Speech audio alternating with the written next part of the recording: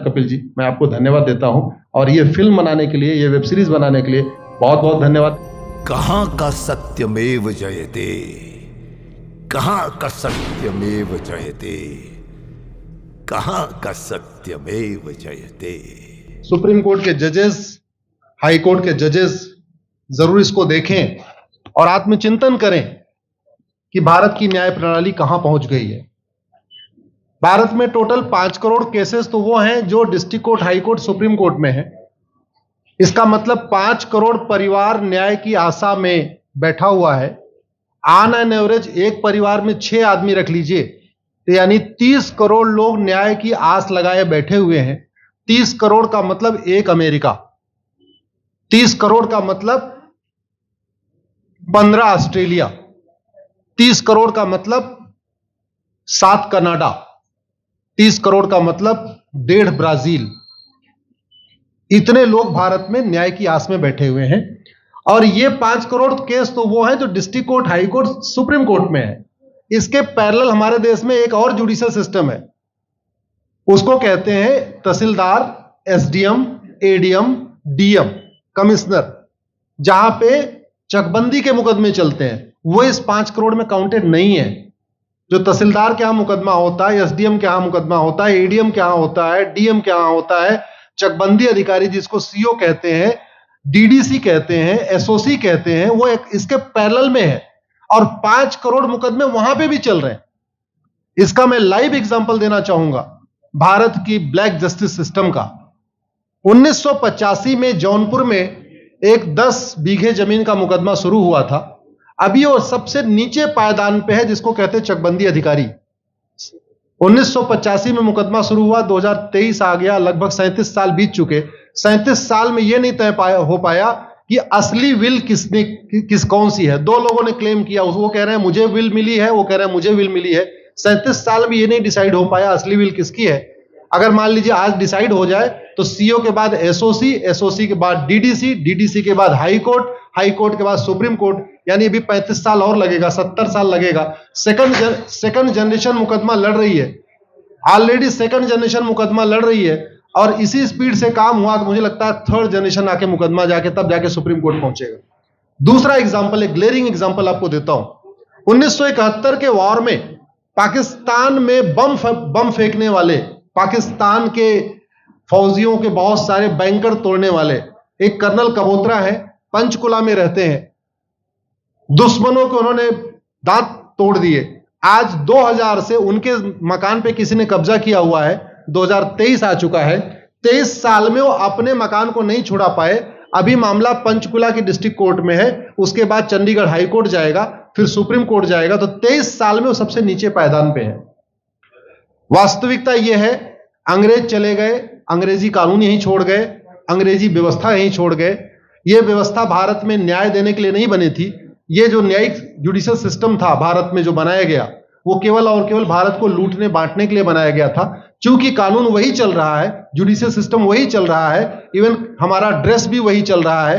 अंग्रेज काले कपड़े पहनते थे, हम भी काले कपड़े पहनते हैं। अंग्रेज जून के महीने में उनको गर्मी लगती थी तो 1 महीने छुट्टी करके इंग्लैंड चले जाते थे। आज भी हमारा हाई कोर्ट, सुप्रीम कोर्ट पूरे मई जून बंद रहता है। अंग्रेजों को क्रिसमस के टाइम में दिसंबर में छुट्टी मनाना जाना होता था, 1 महीने छुट्टी कर चले जाते थे। आज भी हमारी हाई कोर्ट, सुप्रीम कोर्ट दिसंबर में, क्रिसमस के टाइम में 15 दिन 20 दिन बंद हो जाती है। तो सोच वही है, किताबें वही है, व्यवस्था वही है, कानून वही है, तो स्वाभाविक सी बात है जस्टिस होगा कहां से? जस्टिस कैसे होगा? हम 2023 में 1860 का इंडियन पिनल कोड लेके घूम रहे, 1861 का पुलिस एक्ट लेके घूम रहे, गवाहों के बयान 1872 के कानून से हो रहे। हमने सब कुछ वर्ल्ड क्लास कर लिया, लेकिन अपने जस्टिस सिस्टम को कंपेयर करने की कोशिश ही नहीं किया। जितने में एक एयरपोर्ट बनता है, एक एयरपोर्ट बनाने में 25,000 करोड़ की लागत आती है। अगर हमारी सरकारों ने एक एयरपोर्ट की कीमत जुडिशियल सिस्टम पे खर्च कर दिया होता तो हमारी न्यायिक व्यवस्था अच्छी हो गई होती। आज घटिया, चूंकि अकाउंटेबिलिटी नहीं है, जुडिशियल सिस्टम में कोई अकाउंटेबिलिटी नहीं है। किसी के साथ न्याय हो जाए, अन्याय हो जाए, कोई फर्क नहीं पड़ता। निर्दोष को जेल हो जाए, जज की कोई अकाउंटेबिलिटी नहीं। दोषी को बेल हो जाए, जज की कोई अकाउंटेबिलिटी नहीं। लाख लोग जेल में सड़ रहे हैं, लाखों धोखेबाज भ्रष्टाचारी बाहर घूम रहे हैं, मूल कारण है ब्लैक जस्टिस सिस्टम। आपने बहुत अच्छा आपने इस पे वेब सीरीज बनाया है, और इस देश में world class airport, world class highway, world class shopping mall, सब कुछ वर्ल्ड क्लास बना लिया। इनफैक्ट अपना मोबाइल का डेटा सुरक्षित रखने के लिए हमारे सांसद, विधायक, जज आईफोन भी यूज करते हैं। अमेरिका का आईफोन यूज करते हैं हमारा डेटा सुरक्षित हो जाए, लेकिन भारत सुरक्षित हो जाए उसके लिए यह नहीं देखते कि जापान में कौन सा कानून है, अमेरिका में कौन सा कानून है, सिंगापुर में क्या अच्छा चल रहा है। कनाडा में रेंट का मामला एक डेट में खत्म होता है। सिंगापुर में अभी कुछ दिन पहले एक व्यक्ति के पास 900 ग्राम गांजा पाया गया, उसको फांसी हुई है। दोबारा वहां ड्रग स्मगलिंग होगी क्या? तो भारत में चाहे वो ड्रग स्मगलिंग है, माफिया राज है, ह्यूमन ट्रैफिकिंग है, इन सब के लिए हमारा जस्टिस सिस्टम जिम्मेदार है। कोई भी अपराध होता है उसमें दो पक्ष होता है, एक पीड़ित, एक अपराध करने वाला। जो पीड़ित होता है वो चाहता है जल्दी उसको न्याय मिल जाए, अपराध करने वाला चाहता है मुकदमा लंबा चले। भारत का न्यायिक सिस्टम अपराध करने वाले के साथ खड़ा है। बलात्कारी चाहता है उसका मुकदमा 30 साल चले, और मुकदमा 30 साल चलता है। भू माफिया चाहता है कि गरीब की जमीन पे कब्जा कर ले, उसका मुकदमा 50 साल चले, और आज की डेट में मुकदमा 50 साल चल रहा है। इसका मतलब वर्तमान न्यायिक सिस्टम बलात्कारी के पक्ष में है, भू माफिया के पक्ष में है, ड्रग स्मगलर के पक्ष में है, ह्यूमन ट्रैफिकर के पक्ष में है, नक्सलियों के पक्ष में है, माओवादियों के पक्ष में है, जो लोग देश विरोधी काम कर रहे हैं उनके पक्ष में है। 40 साल 50 साल के बाद किसी व्यक्ति ने मिलावट करके लोगों का स्वास्थ्य खराब कर दिया, उसको 50 साल के बाद सजा हो रही है। इस बीच उसने कम से कम पता नहीं कितने लोगों का और भी कर दिया। तो ये जो जस्टिस सिस्टम होता है दवा की तरीके काम करता है। जैसे दवा अच्छी होती है बीमारी तुरंत ठीक हो जाती है, अगर दवा घटिया होती है तो बीमारी बढ़ जाती है। दवा खाने के बाद शरीर एज इट इज नहीं रहता, या तो बीमारी ठीक होती है या तो बीमारी बढ़ती है। अगर कोई आदमी एक गांव में किसी के साथ कुछ गलत कर दे, उसको 6 महीने के अंदर सजा हो जाए, साल भर के अंदर हो जाए, दूसरा अपराध वहां नहीं होगा। लेकिन अगर उस व्यक्ति को पनिशमेंट नहीं मिला तो स्वाभाविक सी बात है उसने उसको और मोटिवेट कर दिया। कहते नहीं ऐसे बुखार है, तुरंत 2 गोली खाइए बुखार ठीक हो गया, लेकिन अगर आपने दवा नहीं खाई या गलत दवा खा लिया तो टाइफाइड होगा या निमोनिया होगा। दुर्भाग्यवश ये हमारा जस्टिस सिस्टम यही कर रहा है। आज की डेट में जितनी समस्याएं हैं, चाहे वो घूसखोरी है, जमाखोरी है, मिलावटखोरी है, कालाबाजारी है, नशा तस्करी है, मानव तस्करी है, सोना तस्करी है, ड्रग स्मगलिंग है, या नक्सलवाद है, या माओवाद है, या कट्टरवाद है, जो भी समस्याएं हैं, उसका एक बहुत बड़ा कारण यह है कि हमारा जस्टिस सिस्टम उसको टैकल नहीं कर पा रहा है, उसको पकड़ नहीं पा रहा है, और इसीलिए भारत में अराजकता है। मैं तो इतने जानता हूं, ऐसी कोई बीमारी नहीं जिसकी कोई दवाई नहीं, ऐसी कोई समस्या नहीं जिसका कोई समाधान नहीं। हम हर चीज के लिए बाहर से चीजें खरीदते हैं, तो हम ये क्यों नहीं देख रहे हैं कि आखिर चाइना का जस्टिस सिस्टम कैसा है, सिंगापुर का कैसा है, कनाडा का कैसा है, फ्रांस का कैसा है, और अमेरिका का कैसा है। हम क्यों नहीं बेस्ट प्रैक्टिसेस उनकी अडॉप्ट कर लेते। दुनिया के कई देशों ने नार्को पॉलीग्राफ ब्रेन मैपिंग कानून बना दिया। मेरी बहन दीपिका नारायण बैठी हुई है, ये लगातार फॉल्स केसेस के खिलाफ, इनको मैं देखता रहता हूं, एक्टिव रहती है। एक कानून बन जाए नार्को पॉलीग्राफ ब्रेन मैपिंग, और कंप्लेन पे अंडरटेकिंग ले लिया जाए कि जो कुछ मैं शिकायत कर रहा हूं इसके लिए मैं अपना नार्को पॉलीग्राफ ब्रेन मैपिंग कराने के लिए तैयार हूं, हजारों की संख्या में फेक केसेस खुद ही खत्म हो जाएंगे। आज की डेट में लोग जुडिशरी की लापरवाही के साथ साथ फर्जी केस से परेशान है, फर्जी गवाही से परेशान है, फर्जी एफआईआर से परेशान है, हजारों परिवार परेशान है। कई बार देखा गया कि जो फैमिली के केसेस होते हैं उसमें कितने सारे फेक केसेस भी आ रहे हैं। तो जो वास्तव में दोषी हैं उनको पनिशमेंट नहीं मिल पा रहा है, जो निर्दोष हैं उनके खिलाफ फर्जी केसेस हो रहे हैं। आज की डेट में गांव में एक दबंग अगर जमीन कब्जा कर लेता है, किसी की हिम्मत नहीं पड़ती उसके खिलाफ कोई गवाही दे दे। लोगों को अपनी जमीन छुड़ाने में 30 साल लड़ना पड़ रहा है, 35 साल लड़ना पड़ रहा है। अगर 30 साल 35 साल के बाद कक्कड़ जी उसको अपनी जमीन मिल भी गई तो उसके साथ न्याय कहां हुआ?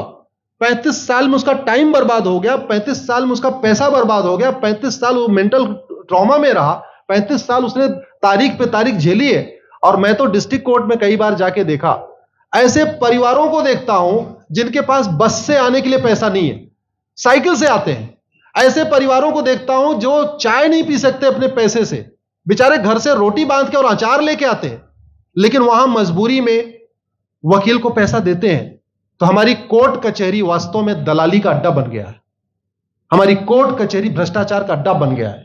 और मैं दुख के साथ कहना चाहूंगा, अदालतों में न्याय हो नहीं रहा है, बल्कि न्याय बिक रहा है। जिनके पास पैसा है, वो उन्होंने कितना बड़ा क्राइम किया हो, मर्डर किया हो, रेप किया हो, उनको जमानत हो रही है। और जिनके पास नहीं है, वो बेचारे जेल में सड़ रहे हैं। कई बार तो देखा गया, मैंने मेरे मर्डर किया एक्स अनंत सिंह ने, लेकिन एक्स अनंत सिंह बाहुबली थे, उन्होंने थानेदार को 20 लाख रुपए दिया, वो वाई अनंत सिंह को लेकर जेल में डाल दिया। नाम वही है। अब उसके बाद क्या हुआ, 20 साल मुकदमा चला और फिर सबूत के अभाव में छूट गया। तो जिसने मर्डर किया वो तो कभी जेल गया ही नहीं। एक निर्दोष जेल गया, 10-20 साल के बाद उसने अपना जमीन बेचा, सब कुछ किया, मां बाप सब कुछ तबाह हो गए, फिर वो सबूत के अभाव में छूट रहा है। तो सबूत के अभाव में अगर 20 साल के बाद छूट भी गया हो, उसका 20 साल कौन लौटाएगा? उसके 20 साल के लिए कौन जिम्मेदार है? उसके 20 साल जो बर्बाद हुआ, उसके लिए संविधान की शपथ लेने वाले जिम्मेदार हैं। संविधान के प्रियम्बल में लिखा है, हम आपको जस्टिस देंगे, हम आपको न्याय देंगे। न्याय देने की जिम्मेदारी किसकी? जिन्होंने शपथ लिया। शपथ कौन लेते हैं? जजेस लेते हैं, सांसद, विधायक, मंत्री लेते हैं।